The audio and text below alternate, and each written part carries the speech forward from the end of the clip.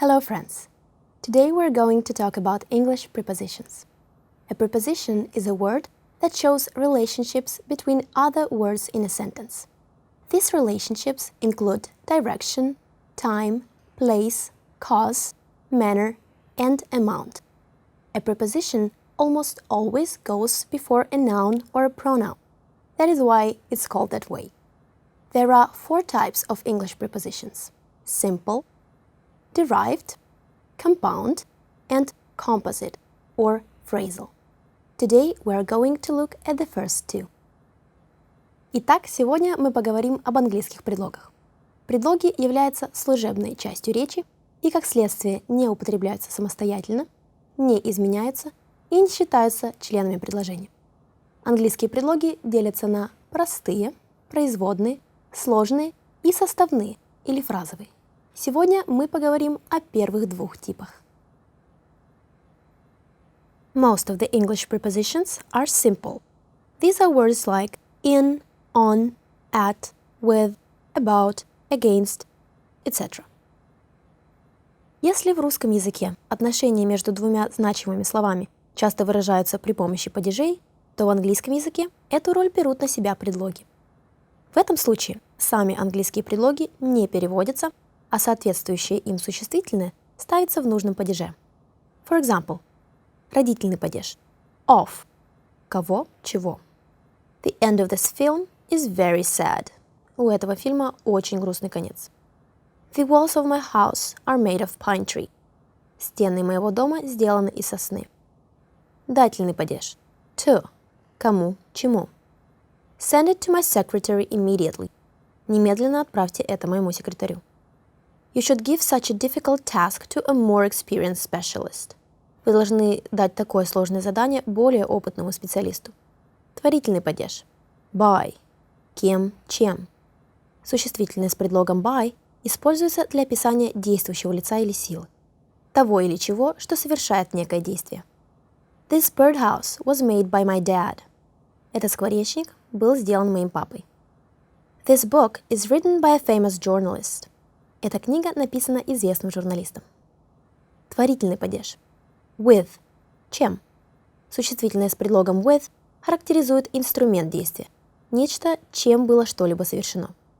Such toys are cut with a knife. Такие игрушки вырезают ножом. Предложный падеж about – о ком, о чем. Tell us more about the sea. What is it like?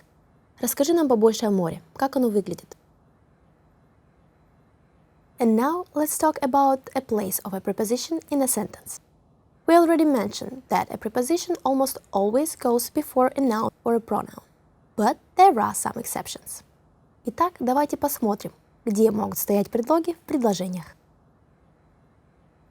Обычно предлог, выражающий отношение между 2 словами, располагается между ними. For example, we're planning to return in September. Мы планируем вернуться в сентябре. При наличии определений предлог ставится перед ними. She is sitting under a big old apple tree. Она сидит под старой большой яблоней. Но в некоторых случаях это правило может нарушаться.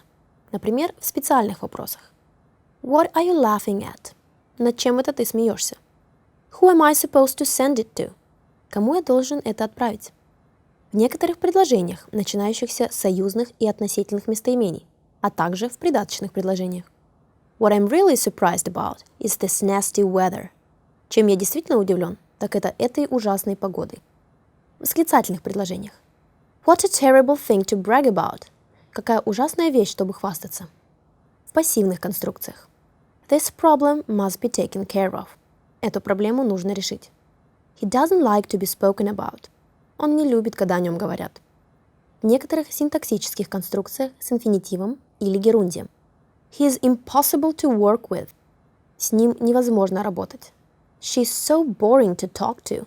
С ней так скучно разговаривать. It's a too noisy place to live in. Это слишком шумное место, чтобы здесь жить. The most common simple prepositions in English are in, at, and on. These prepositions are only used when we need to express time and place. English learners often have troubles choosing one of these prepositions with certain words. So let's find out how to use them correctly. Here are some standard expressions with at, in, and on as prepositions of place. At home, at work, at school, at university, at college, at the top, at the bottom, at the side, at reception. In a car, in a taxi, in a helicopter, in a boat, in a lift or elevator, in the newspaper, in the sky, in a row, in Oxford Street. On a bus, on a train, on a plane, on a ship, on a bicycle, on a motorbike, on a horse, on an elephant, on the radio, on television, on the left, on the right, on the way. In general, we use at for a point, пункт, in for an enclosed space, замкнутое пространство, on for a surface, поверхность. Let's look at some sentences with these prepositions. Jane is waiting for you at the bus stop. The shop is at the end of the street. My plane stopped at Dubai and Hanoi, and I arrived in Bangkok 2 hours late. When will you arrive at the office? Do you work in an office? I have a meeting in New York. Do you live in Japan? Jupiter is in the solar system. The author's name is on the cover of the book. There are no prices on this menu.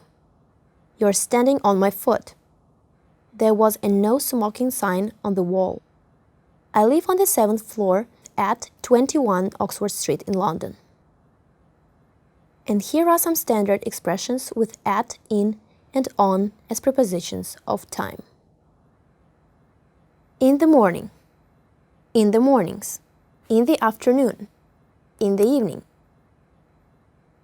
On Tuesday morning, on Saturday mornings, on Sunday afternoons, on Monday evening. At night, at the weekend, at Christmas, at Easter, at the same time. We use at for a precise time, in for months, years, centuries, and long periods, on for days and dates. Let's look at some sentences with these prepositions. I have a meeting at 9 a.m. The shop closes at midnight. Jane went home at lunchtime. In England, it often snows in December. Do you think we will go to Jupiter in the future? There should be a lot of progress in the next century. Do you work on Mondays? Her birthday is on the 20th of November. Where will you be on New Year's Day?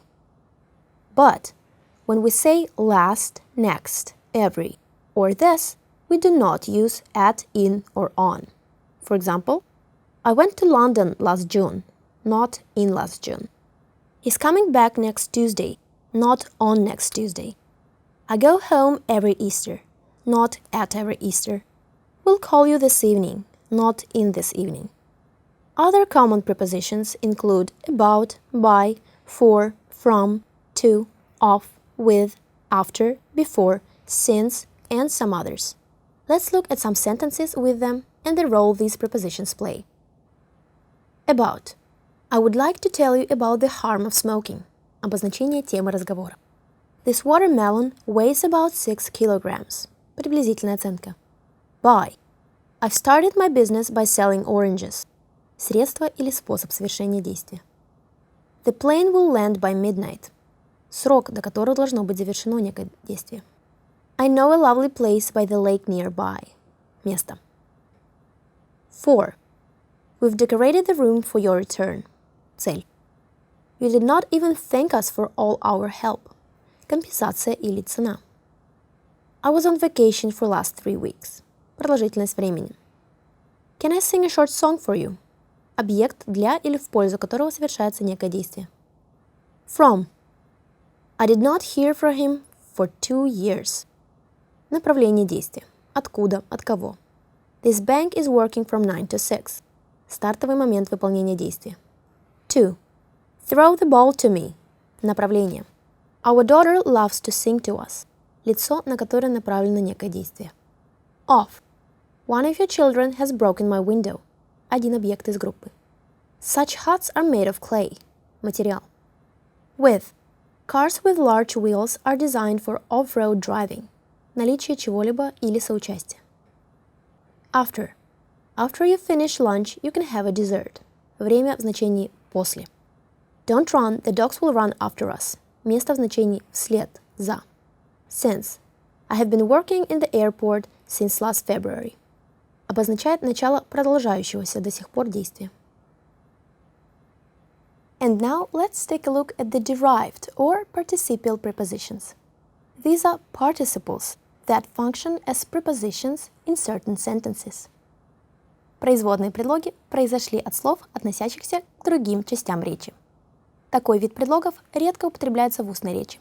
В основном их можно встретить в документах или официальных письмах. Давайте рассмотрим несколько примеров. Derived prepositions are words like assuming, concerning, considering, during, notwithstanding, provided, regarding, respecting, etc. For example, the whole team was there, including John. Вся команда была там вместе с Джоном. I'm writing to you regarding your request. Я пишу по поводу вашего запроса. Considering that you are here, maybe you can clear up something for me. Раз ты здесь, может, ты сможешь мне кое-что объяснить? I could not find another source of information concerning this matter. Я не смог найти другой источник информации по этому вопросу. The rain came down during the night. За ночь прошел дождь. There was little chance of success, notwithstanding they decided to go ahead. Шансов на успех было мало, но они все равно решили попробовать. Following his resignation, the minister moved out of the country. После своей отставки министр уехал из страны. And now we're ready to check our understanding of prepositions by doing some exercises. Choose the correct prepositions. I bought a new dress at the store. I found my car keys in my pocket. My friends are waiting for me at the mall. Kathy lives with her parents in a small house. We took a taxi to the airport. I put some clean towels in the bathroom. Steven is talking to his girlfriend on the phone. Everyone was dancing, including Mr. Rogers. He took the book from the shelf and put it on the table. She called me several times during my exam. That's all I have to tell you about simple and derived prepositions. Of course, there are much more of them than the ones we discussed, but you don't have to learn them all. Read books, watch movies, and listen to English songs, and you will find all that you need to know. Have a wonderful day, and I'll see you next time. Good luck!